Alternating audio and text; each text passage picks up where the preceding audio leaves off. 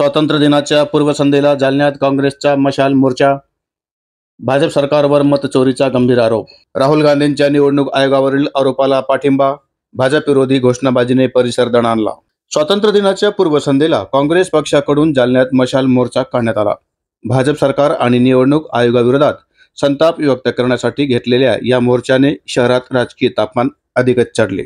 कर्नाटक राज्यातील महादेवपुरा विधानसभा मतदारसंघात 1 लाखाहून अधिक बनावट मतदार असल्याचा आणि तेथे संगनमताने मतचोरी झाल्याचा गंभीर आरोप देशाचे विरोधी पक्षनेते राहुल गांधी यांनी केला होता. त्यांनी निवडणूक आयोग आणि भाजप यांच्यातील कथित संबंधावरही बोट ठेवले. त्यांच्या या आरोपाच्या पार्श्वभूमीवर अखिल भारतीय काँग्रेस देशभरातील प्रत्येक जिल्ह्यामध्ये स्वातंत्र्य दिनाच्या पूर्वसंध्येला मशाल मोर्चा काढण्याचा निर्णय घेतला आहे. त्यानुसार जालना शहरात काँग्रेसच्या जिल्हा शाखेतर्फे आज मामा चौक ते महात्मा गांधी चौकापर्यंत मशाल मोर्चा आणि कॅन्डल मार्च काढण्यात आला. मोर्चा दरम्यान जोरदार घोषणांनी संपूर्ण परिसर दणाणून गेला.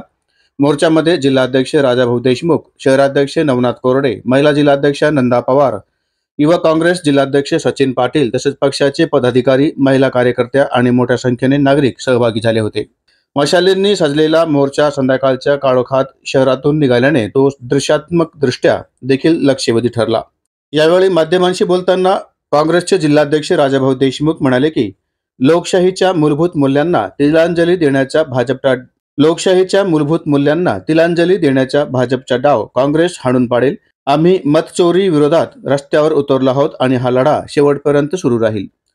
मशाल मोर्चा गांधी पुतळ्यासमोर पोहोचताच संविधान, लोकशाही आणि मतदान प्रक्रियेच्या पवित्रतेचे रक्षण करण्याचा संकल्प घेत कार्यक्रमाची सांगता करण्यात आली. आपल्या देशाचे आणि काँग्रेसचे नेते आणि देशाचे विरोधी पक्ष नेते आदरणीय राहुल गांधीजींनी सातत्याने निवडणूक आयोगावर जे आरोप केले होते की त्यांनी या देशातील विविध इलेक्शनमध्ये मताची चोरी करून हे इलेक्शन जिंकलेले, मग ते लोकसभेचे असेल, महाराष्ट्राच्या विधानसभेचे असतील, यामध्ये बोगस वोटिंग टाकणे आणि ते विरोधकांचे मतं काटणे अशा प्रकारचा जो ओसाडपणा करून या बेमानीनं ज्या निवडणुका जिंकल्या त्याविषयी त्यांनी सातत्याने आवाज उठवला आणि त्यांचा आवाज उठवल्यामुळे या देशात सगळ्यांच्या लक्षात आलं की भाजपनं बेमानीने हे सगळे सत्तेत आलेले आणि आज त्याचं प्रतीक म्हणून सुप्रीम कोर्टानं निर्णय दिला.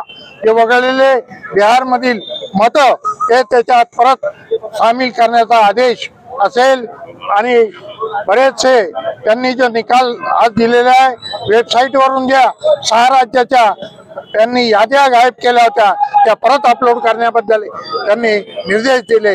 म्हणून हे आज सिद्ध झालेलं आहे की भाजपचे जी केंद्रातली असेल, विविध राज्यातली सरकार असेल, ही बेमानीची सरकार आहे, वोट चोरीच्या माध्यमातून आलेली. म्हणून पूर्ण देशभर हे आंदोलन आज पूर्ण महाराष्ट्रात आज प्रत्येक ठिकाणी मशाल रॅली, कॅन्डल रॅली याच्या माध्यमातून आम्ही या भाजप सरकारचा निषेध करतो. हिंदी में बताइए आज अपने जालना में